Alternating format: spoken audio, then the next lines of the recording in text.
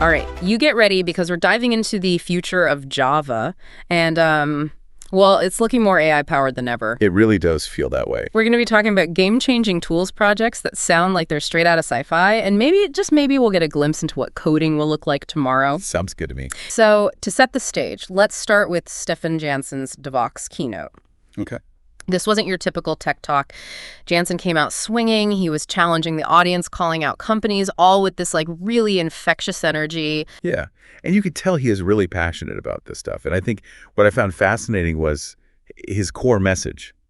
You know, AI isn't about replacing developers. It's about empowering them. Right. Developers who use AI will be the ones sort of leading the charge, and those who don't will be left behind. Exactly. It's about augmenting human capabilities. Mm-hmm. Not making humans obsolete. Right. And I think that really makes you think, like, what parts of your work could be revolutionized if you started integrating AI? Yeah. Keep that question in mind as we go through all of this. Okay, so Janssen clearly practices what he preaches because he actually built a plugin for IntelliJ called Devoxx Genie. And I'm not kidding, JetBrains wasn't moving fast enough for him. Wow. That's dedication right there. It really is. And I mean, it speaks to how quickly this field is moving. For sure. But here's where it gets interesting. Devoxx Genie is all about running AI models locally. Okay.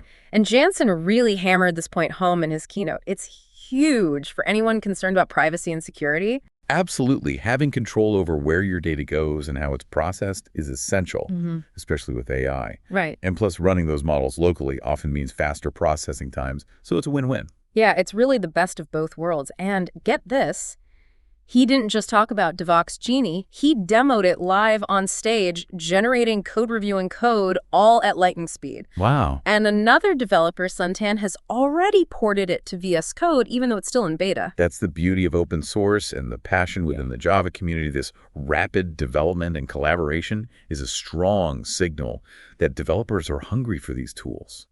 They're not just a novelty anymore. They're becoming essential. Okay, but hold on to your hats, because the energy in the room really seemed to shift when Janssen brought up Jake Luciani and his project JLama. Yeah. Janssen actually admitted that he was working on his own vector database until he saw what Luciani had built. So that's high praise coming from a developer who clearly is not afraid to get his hands dirty. Luciani takes the stage, starts demoing JLama, and the first thing that grabs everyone's attention, he's running these large language models locally using Java. Again, with the local focus, so speed and privacy are clearly the name of the game here. But what's the big deal about running these large language models locally? Why is everyone so excited about this? So for a few reasons. First, it means you're not reliant on a third-party cloud provider, which can be expensive, and as we've discussed, has those privacy implications. Second, processing locally often leads to faster performance because you're not limited by internet speeds or server load times. And lastly, it opens up a whole new world of possibilities for AI applications in environments where internet access might be limited or unreliable. Okay, that makes a lot of sense. So what else did Luciani have up his sleeve? Did he just stop at running these models locally? Oh, no, not even close. No. He then went on to show how JLama seamlessly integrates with Java actions using something called function calling in LangChain 4j. And this is where it gets really powerful because it essentially lets developers directly connect their Java code to the AI model's capabilities. So instead of the AI just being this separate thing, you're basically breaking down the wall between Java and AI and letting them work together directly. Precisely.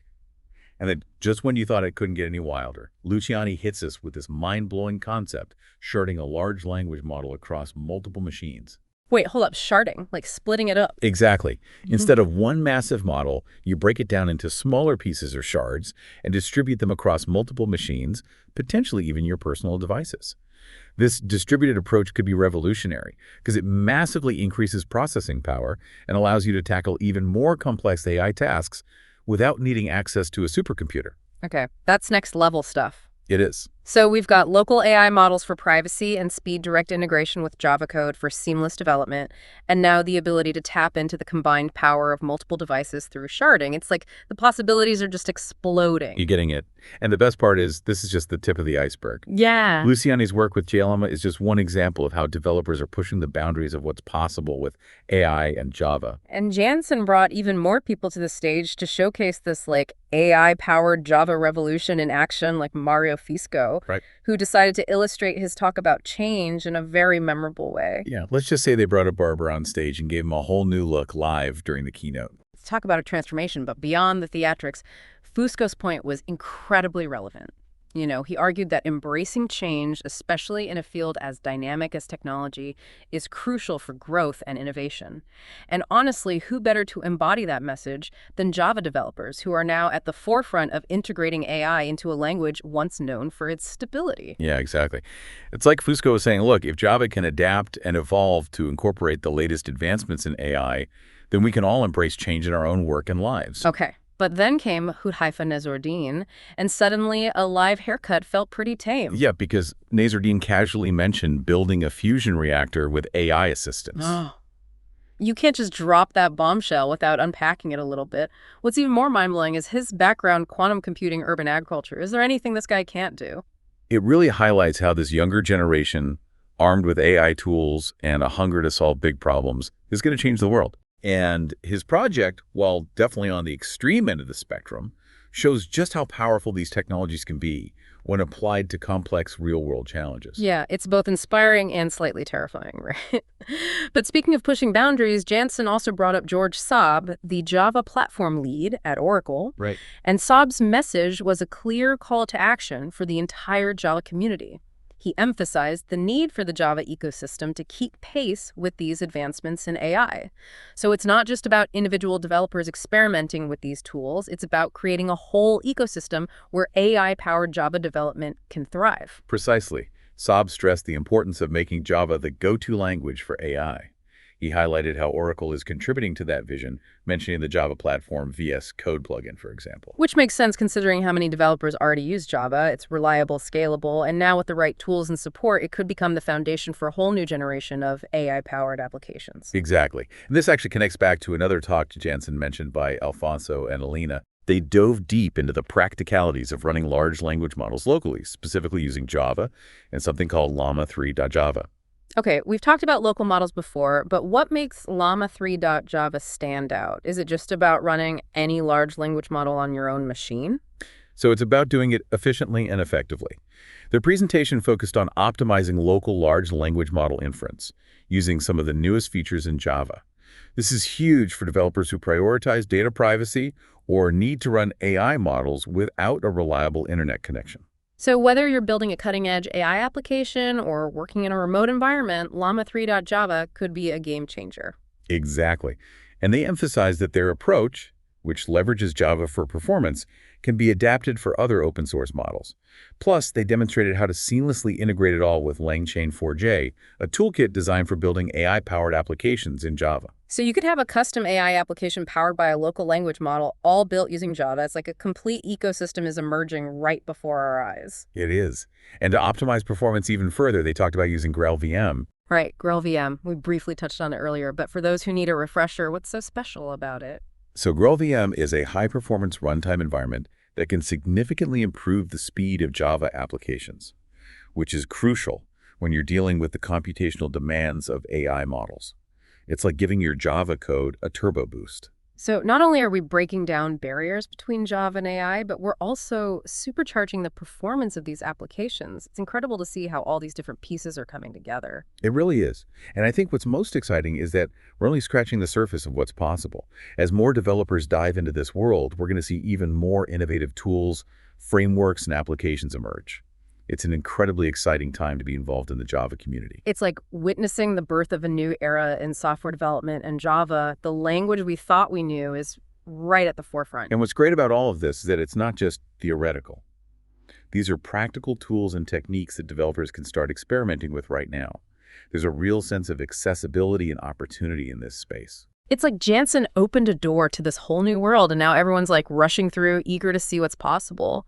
Yeah, and you know what really struck me was Janssen's own enthusiasm throughout the whole keynote. Yeah.